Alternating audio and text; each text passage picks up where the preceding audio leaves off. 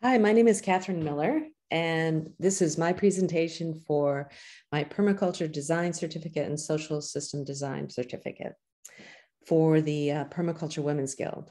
I'm calling this the evolution of Wayward Farm because we've been on this tiny little 0.2 of an acre for about 11 years now, and we just keep learning about it, and we keep learning how to live with it rather than just on it. So about me, just a little bit. I grew up in the middle of nowhere on a dirt road, surrounded by nature, and it's always been my refuge, just being in nature, observing nature. And I love holistic and integrative practices. And so these two things, pursuing these things throughout my life, I think is what led me to want to study permaculture. I feel like as more and more of our natural landscapes get taken up by industry and houses and parking lots, there's just less and less habitat for all the other beings that share this earth with us. I grew up surrounded by just a cacophony of insects and amphibians and birds and all kinds of animals. And I can see there's been an incredible decrease in these populations. So our vision for Wayward Farm is to be an inspiration to people, how people can partner with plants to create habitats, little islands, oases, even in the middle of town. I wanted to focus on the permaculture principles for my goals. I'm following the Goldenrod method in terms of the layout of this presentation. And for the sake of time, I'm just going to focus on the very top level things that I focused on. There's a lot more that I designed and that I did. And those things you can find either in the PDF or you can just look at these slides. There's a lot more detail in them. The goals that I decided, the permaculture principles I decided to focus on helped me to refine my design in very practical ways. And I chose increasing diversity, increasing yield, and cycle and recycle. So observations from the big to the little. Our town is part of this huge Housatonic watershed that goes all the way to the Long Island Sound. Looking in a little bit closer, you can see we're surrounded by some reservoirs and lakes, a river. There's beautiful mountains. The topography is very varied. It's gorgeous, a lot of forests. Underneath the surface, this land, the last few hundred years has just been so degraded, clear cut, industry polluting the river. There's a big need for restoration and a lot of opportunities to educate people about that. A little closer, and you can see on the pink X here, and the Housatonic River goes right through the middle of town. We do have an issue with pollution and a division in the town as to how to best do that. So that's part of the context, and we're getting a little bit more involved in those issues.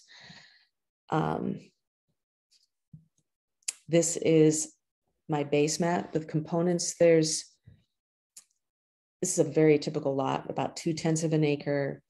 We have a road and a sidewalk to the east, parking lot to the west, neighbors to the north and south. Lucky for us, we have a lot of porches, so we have a lot of interface between the inside and the outside.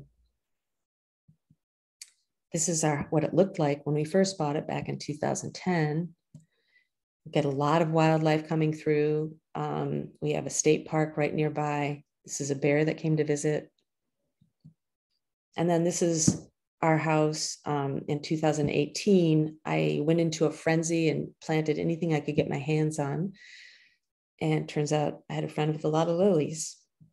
And this is a garden path. I started to get into a little bit more native species and things, but without much thought to design. So when I started designing in 2020, basically this is what our zones looked like. I had done quite a lot, as I said, to change the landscape, but without really having an overall design in terms of systems. There's a lot of areas where we walk our dog. we're within walking distance of restaurants, post office, bank. And this is our sectors map.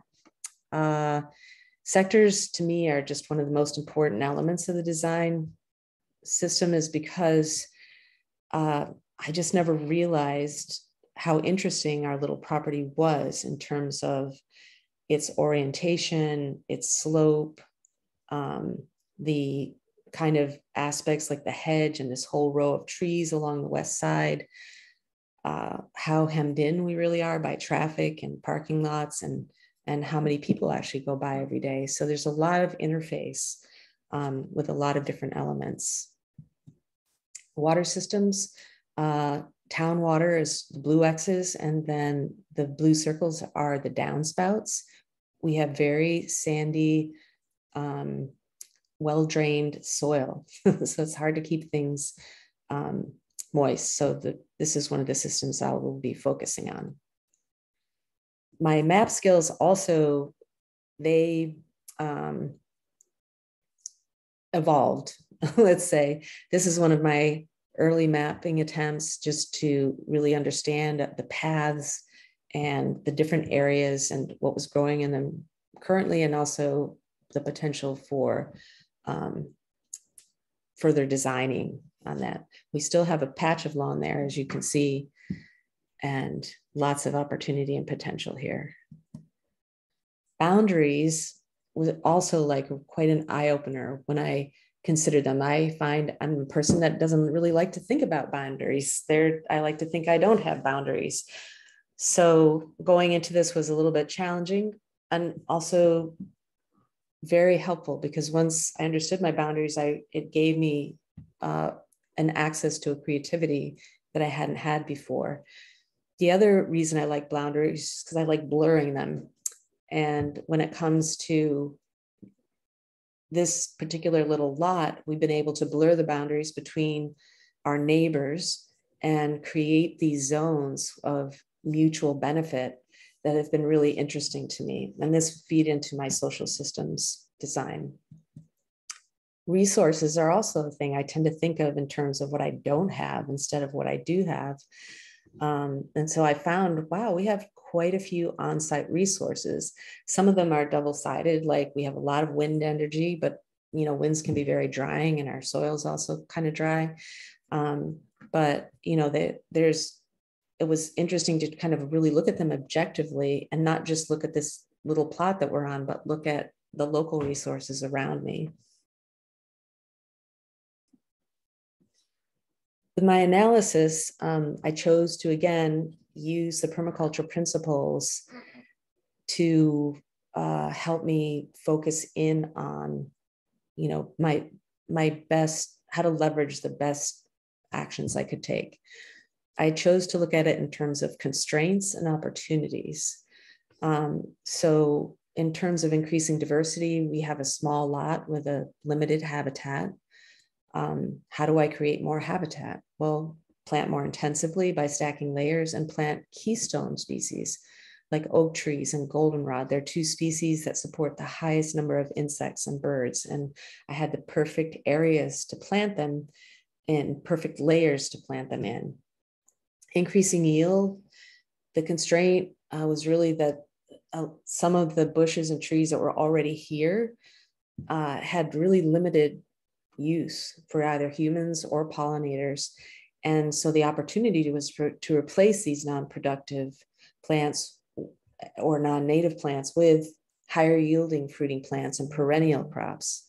So I chose to design 6 hazelnut trees to replace the hedge, some raspberries to replace a whole bed of irises, and an espalier apple tree to replace a lilac bush. I have other examples here, but those are 3 of the main ones. Cycle, recycle, we come back to the water issue. So I'm choosing to design a rainwater catchment system and have a gravity-fed irrigation, because the slope we have is perfect for that and for swales to catch excess rainwater. So here's my design for increasing diversity. Basically, this is where the oak trees will be planted right here. There's a lot of Norway maples that were removed in order to make space, light and space for them to be planted. We have some goldenrod that will be planted in 3 different places to take advantage of these different little microclimates. These are a particular type of goldenrod that work really well with dappled shade and not as much sunshine, and they're not as aggressive as other types of goldenrod. So increasing the yield, you'll see this is where the hazelnut shrubs were after we removed the hedge along this border. And they're planted this way to take advantage of the sun underneath a big box elder that's here. This is the old lilac bush was here, and this is where the apple tree is now. This is where all the irises are, and this is where the raspberries. And we have a lot of different fruit trees. You can see plum trees, aronia bushes, hazelnut. If you look at the key, you'll be able to see what we have there. And this is my design, cycle recycle design. So I designed for water barrels to go on the north side of the house, 2 different downspout areas, and also one on the south side. And then we have a downspout here. So most of the irrigation is gravity fed from this spot, and the excess goes along here. We have some little swales along here. These bigger swales catch water off the neighbor's chicken coop. This swale catches water off this outdoor sink we put in. And these swales here catch water from this downspout. So my implementation phases, each phase is 1 year in length. I went month to month, and I listed the zones where each implementation was to take place. And I did right up into 2023 and beyond, because I realized that just things change so much over time. And so I wanted to at least have something in my imagination as to what I'm working towards. These are our new zones. They haven't changed a huge amount, but what I did is I started locating, as you can see, this blue is a new zone for me. It's a utility zone. It's these areas that we really use a lot, like almost on a daily basis, to support our lives here. And then I have these purple circles, which are sit spots. They're my home zone, but they're also the areas of the garden where we spend a lot of time sitting. And a lot of those are places where we have stone steps where it's really nice to have a cup of tea or something. There's one addition to my zone 5, and that's the community garden. You'll see that in my social systems just coming up. Maintenance plan, I listed in terms of each of the individual components that I've added to the system. So rainwater, a pond, chickens, worm towers. And now social systems. So an integral part of this whole experience that wasn't necessarily designed for from the beginning, but became a part of the design, was my relationships with my neighbors. And what we did is really spend a lot of time standing in our lawns, talking to each other about the different ways that we could work together to blur those boundaries and create areas that were of mutual benefit.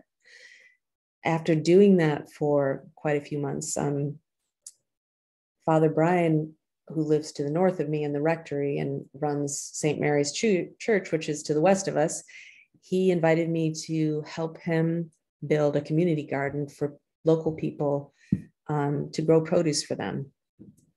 And that led to me having a lot more partnerships. We now have an organization called Lee Community Gardens, growing food for people and pollinators. And we have different aspects of this organization. One is to grow produce with the help of local volunteers for senior citizens and people in need. One is to educate people on gardening, how to convert lawns into garden, how to create pollinator gardens. And the other is to have more vital and rich relationships and networking between the different communities within the larger community.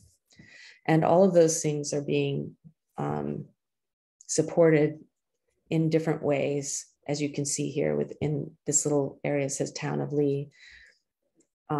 We also have a lot of passersby because we're right in town and people like to walk around the town.